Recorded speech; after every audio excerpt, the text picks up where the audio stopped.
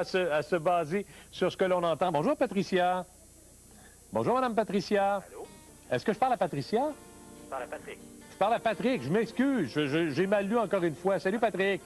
Bon midi, François. OK, puis, quand on entend un peu un fond sonore, vous le voyez justement à mes côtés, là. Oui. Comment vous réagissez? Moi, je pense, François, qu'il est trop tôt pour juger de la qualité de son chant. C'est une performance en direct. Il y a plusieurs artistes où, en direct, ça va mal leur affaire, et une fois maquillé sur CD, ça a de l'allure. Ceci étant dit, c'est surtout, moi, François, ce qui m'a marqué, c'est à la conférence de presse hier de Jacques. On a vu des bouts à différents postes de télé, où Jacques a déclaré que pour lui, de faire une erreur en chant, de faire une fausse note, c'est pas si grave que ça, ce n'est pas mortel, et c'est beaucoup moins mortel pour lui que de rouler à 300 000 à l'heure et de foncer dans un mur, François. C'est sûr. Donc, je pourrais dire là-dessus que moi, je trouve ça dommage d'acheter le CD de Jacques Villeneuve, sachant que pour lui, faire des fausses notes, c'est pas grave. Tandis qu'on a des artistes au Québec qui, eux, pour eux, faire une fausse note, c'est inacceptable. Regarde, Patrick, on va faire rien qu'une chose ensemble. Vous dites, quand on est en direct, il y a la nervosité qui joue. Là, ce que je vous fais entendre, là, c'est une des pièces de l'album à Jacques Villeneuve, mais là, c'est mixé, c'est arrangé, c'est tiré du CD. C'est sur mon site Internet, où je suis allé chercher ça. Écoutez avec moi quelques secondes. OK.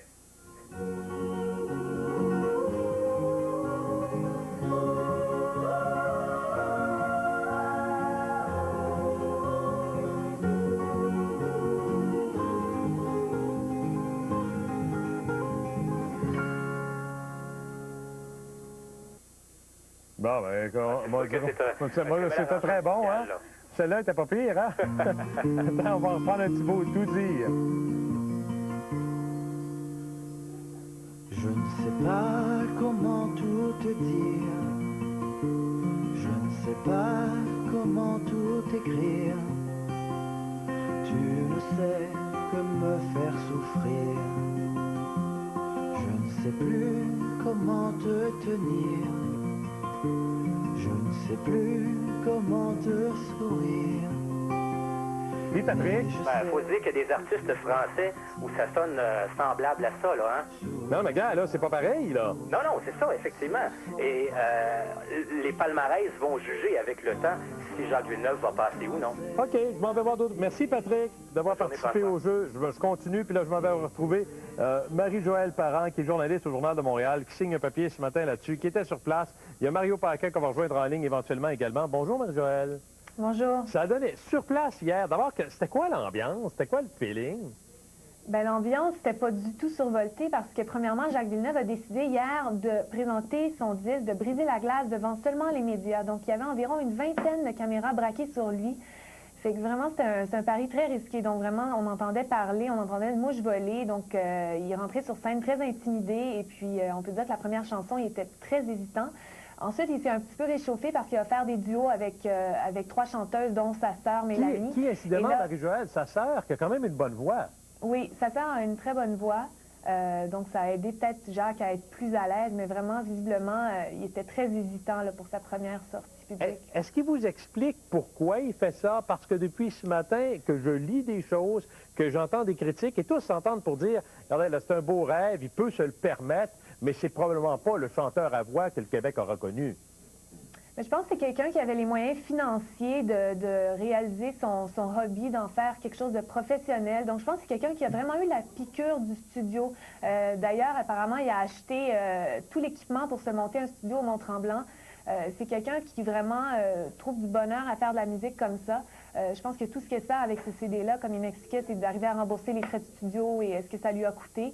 Sans plus, il m'a dit aussi qu'il voulait continuer à en faire un autre album. Donc, tant que ça continue à se faire dans le plaisir, il veut continuer à le faire. Vous devez rencontrer sa nouvelle épouse, Johanna, qui, maintenant partage sa vie. Ils se sont mariés, coup de foudre, était dans un vestiaire, ils l'ont rencontré, changé de numéro de téléphone. Finalement, ça s'est complété devant l'église. Johanna, et vous nous dites que c'est la seule qui fait chanter Jacques, mais au sous-sol de la maison.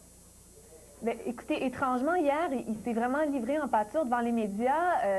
Il avait l'air gêné, mais il s'assume complètement. Il dit que c'était son choix de faire ça devant les médias. Mais sa plus grande critique, la personne devant laquelle il est le plus gêné de chanter, c'est sa femme.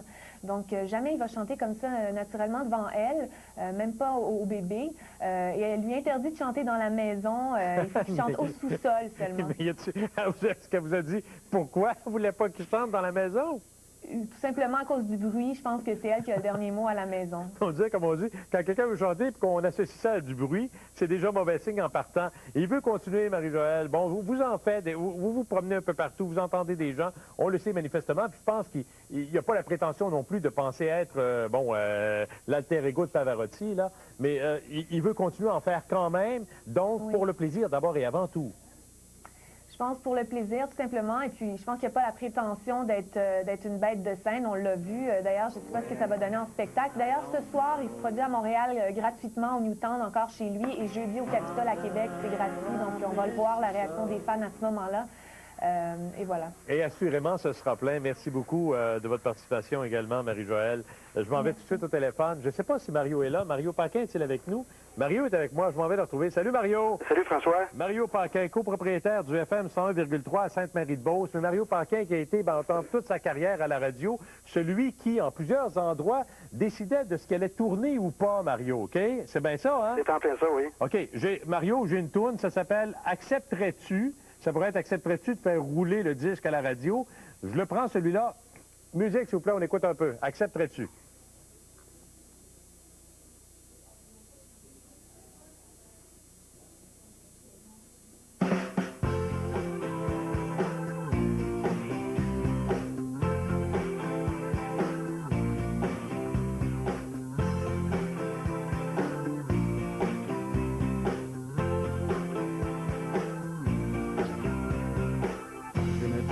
Jamais assez pour mériter ce que tu m'apportes.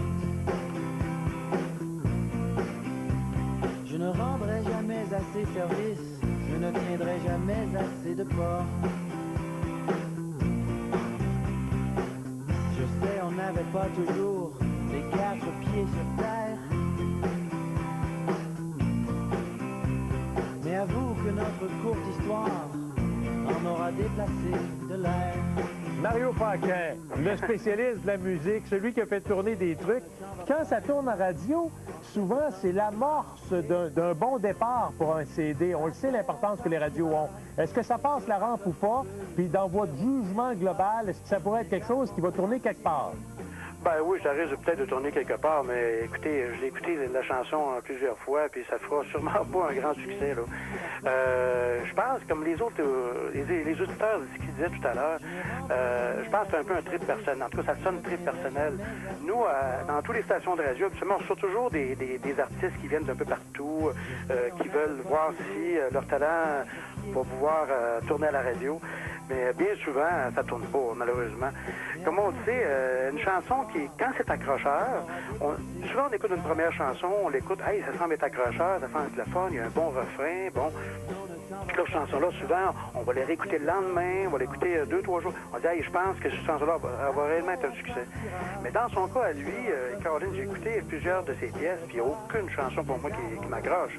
Mais c'est sûr qu'il va, cette chanson-là, du moins toutes ses tunes vont être sûrement très populaires à cause que lui-même est populaire. Parce que c'est ça, il y a le personnage à travers ça également. Alors qu'on continue à parler, j'en mets un autre qui est The Wands, également tiré de Private Paradise. C'est le dernier CD de Jacques Villeneuve. On est en train d'en faire une espèce de critique gentille, bien sûr, parce qu'il ne se prétend pas, lui non plus, être un grand chanteur, puis bon, quelqu'un qui risque de révolutionner le marché. Ben, absolument. Mais sais-tu, le personnage fait-il la différence également? C'est quand même Jacques Villeneuve. Vous l'avez dit, par curiosité, ça peut-tu s'inscrire dans une espèce de répertoire musical d'une station de radio, comme la vôtre ou comme d'autres également? Ben, peut-être, parce que c'est Jacques Villeneuve. Peut-être pour quelques fois la faire tourner de même, mais je crois pas que ça fasse les palmarès. Ça me surprendrait énormément. Si quelqu'un, parce qu'il adore Jacques Villeneuve pour le gars de course, là, le pilote automobile, peut-être, mais à part de ça, je vous le dis, ça fera pas un grand succès. Et on va le voir à la télé, on va le voir un peu partout. Comme il dit tout à l'heure, il va même avoir un spectacle au Capitole, ça va être gratuit. Heureusement que ça va être gratuit. Mais il reste que je pense pas que, pas... Il va peut-être sûrement en vendre, comme je disais, parce que c'est Jacques Villeneuve, mais ça sera pas si populaire que ça. Il n'y aura pas de disque d'or là-dessus. Non, non, non, non. Parce Mario? que, plus on écoute la chanson, je vous le dis, quand on écoute une chanson et qu'on l'aime tout de suite, rapidement, on risque de se tanner rapidement, mais on l'aime, bon, c'est correct. Mais quand une chanson, quand on l'écoute, bon, le lendemain, tu la réécoutes une deuxième fois, une troisième fois, puis elle se trouve être accrocheur, la chanson se trouve être accrocheuse, bien, à ce moment-là, ça risque d'en faire un classique. On dit, il me semble que ça va faire un succès, je l'aime de plus en plus, mais dans son cas, lui, depuis 2 jours, là, plus je l'écoute, là, non, je penserais pas. Salut Mario, merci beaucoup de votre expérience également et de vos commentaires. Merci François. Salut Mario. Au OK, plaisir. là, je m'en vais à la pause. J'ai des gens en ligne. J'ai Suzanne à qui je vais parler. J'ai Pierrette, j'ai Jacqueline, j'ai Yann. Vous me direz combien sur 10. Au retour, on continue à jaser un peu. Je vous fais encore entendre certains extraits.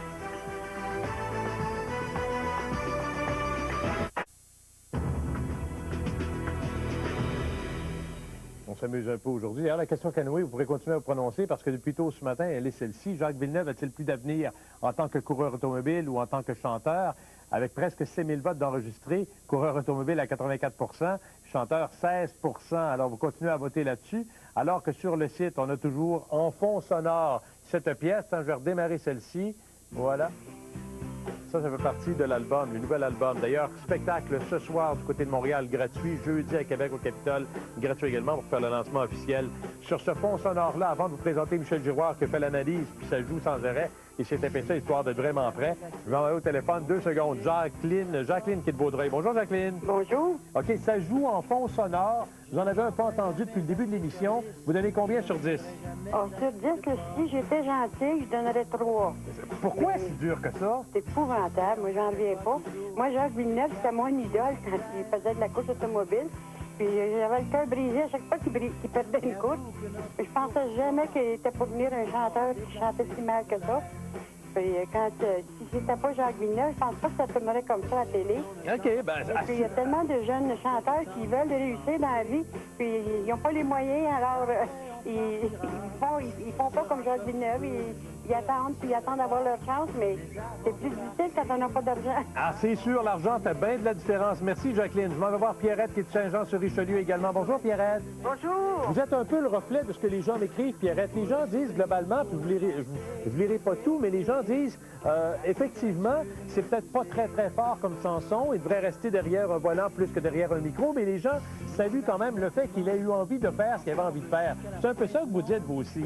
Et je trouve ça formidable, moi. Racontez-moi pourquoi. Malgré qu'il est très connu, je suis sûre aussi qu'il connaît son talent. Il est en progression, il va sortir des belles choses, moi je vous le dis. Il va sortir des belles choses. Et les gens vont être époustouflés.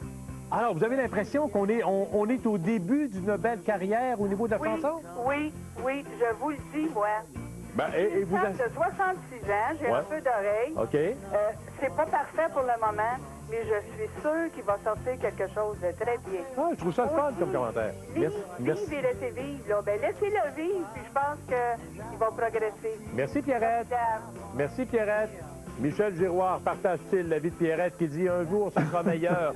J'achèterai probablement. Vous serez surpris. » Michel, c'est pas le premier artiste. D'ailleurs, tu as été animateur d'émissions de variété également où tu présentais aussi des nouveaux talents.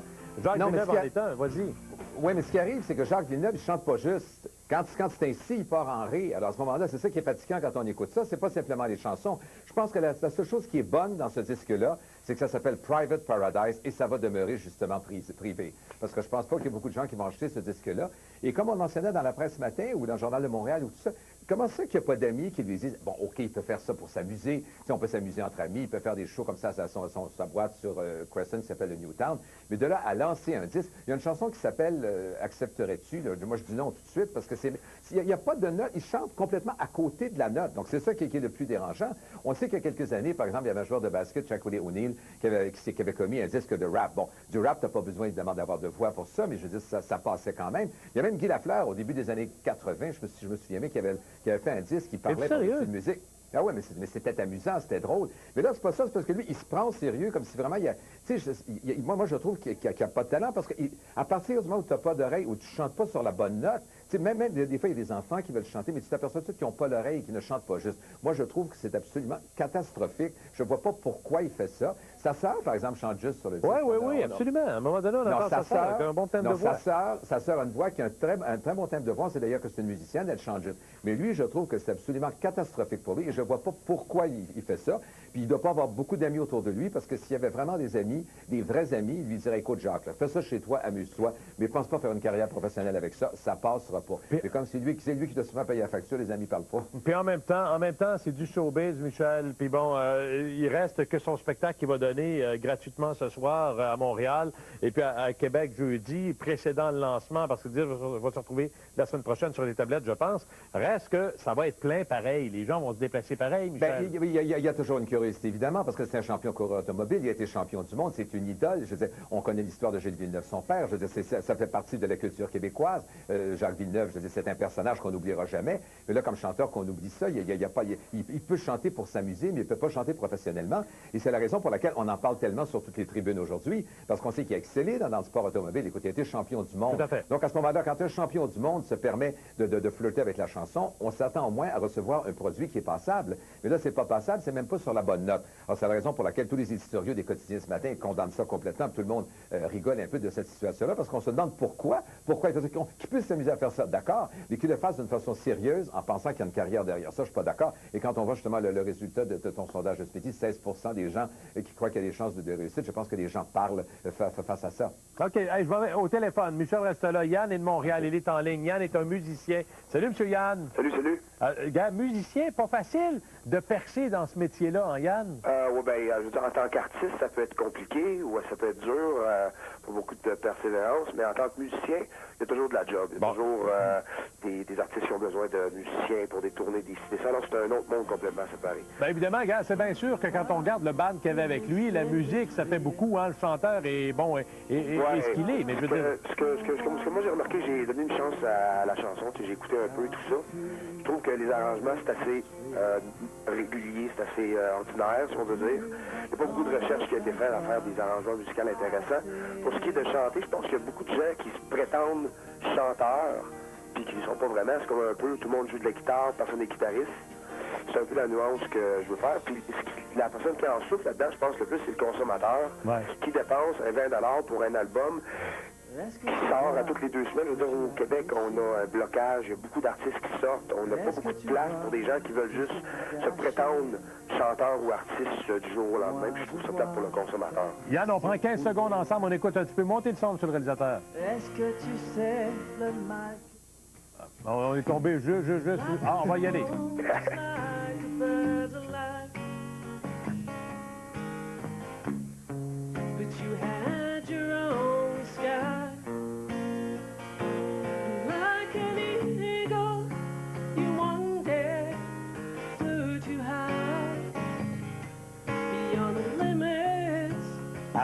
À défaut de tabler sur le talent de Jacques, sa sœur, Yann, elle se débrouille pas mal. Ah ben oui, beaucoup mieux. Beaucoup mieux. Je pense qu'elle a une belle voix, elle a un bon souffle. Je pense que, comme je te dis, tout le monde peut chanter pendant des parties de Noël, puis tout ça, pendant notre anniversaire, ça va faire l'affaire, mais mettre ça sur le marché. C'est comme un peu un chanteur qui lance sa ligne de parfum. On n'est pas obligé de faire ça pour en faire un métier. Là. Merci beaucoup, Yann. Bon commentaire également. Merci, Yann. Au revoir. OK, je complète 30 secondes avec Michel Giroir. Michel, serez-vous du grand spectacle de ce soir à Montréal pour aller juger avec votre propre oreille le talent de chanteur? Je pense pas parce que je le connais, Jacques Villeneuve, je trouvais d'être honnête, dire que son disque est pourri. Moi, ça m'impressionne pas du tout ça. Moi, je pensais qu'il faisait ça, il en parlait depuis des années. Je pensais qu'il voulait faire ça d'une façon, pour s'amuser, pour rigoler entre amis. Je pensais pas qu'il voulait faire ça d'une façon sérieuse. Mais sa sœur a une voix qui est juste. Quand on écoute sa sœur, ça sort très bien. Mais lui, il est à côté de la note. Comme j'ai dit tantôt, quand c'est ainsi, il chante un ré. Alors, c'est un petit peu difficile d'écouter ça. Puis d'ailleurs, c'est pas le seul sportif qui a des problèmes. On sait qu'il y en a qui ont voulu flirter avec le showbiz. Comme Dennis Rodman, le champion basket, quand il a voulu flirter avec le cinéma, c'est devenu une risée. Bon, mais lui, finalement, dans ça, je pense que comme chanteur, il devrait oublier ça. Je dis, il veut faire ça pour s'amuser, chanter dans sa boîte, amuser ses amis. Mais là, le disque, le Private Paradise, je pense que ça va demeurer un paradis très privé sur une île déserte, François. Merci beaucoup, Michel Giroir. C'est moi qui te remercie. Salut. Salut, Michel. Vous avez été critiques musicaux pour les besoins de l'émission. Jacques Villeneuve a reçu vos commentaires et on s'en va à la pause. D'autres commentaires concernant Jacques Villeneuve, bien sûr. La caméra vidéo. Chantal, tout de suite, vous prenez le contrôle de l'écran. Vous commentez le disque de Villeneuve. Bonjour, Monsieur Paradis. Ici Chantal de Montjoly. Je vais vous parler concernant M. Villeneuve. Eh bien, je pense que ce gars-là, il n'a jamais dit que c'était un professionnel en tant que musique. C'est un coureur automobile qui a le goût de se faire plaisir, puis de se faire plaisir en famille. Et de chanter un peu comme nous autres on le fait. C'est pas évident, là, il se retrouve devant la conférence avec plein de monde qui le regarde, tandis que lui, c'est un amateur en musique. Écoute, il a chanté avec son cœur, puis je lui dis chapeau. Sauf Chantal, qui va vous proposer son CD en vente à partir de la semaine prochaine. Serez-vous une désastreuse? C'était le fun de vous avoir comme critique musicale comme ça. On s'en va. On se retrouve demain pour TVendirect.com. Bye.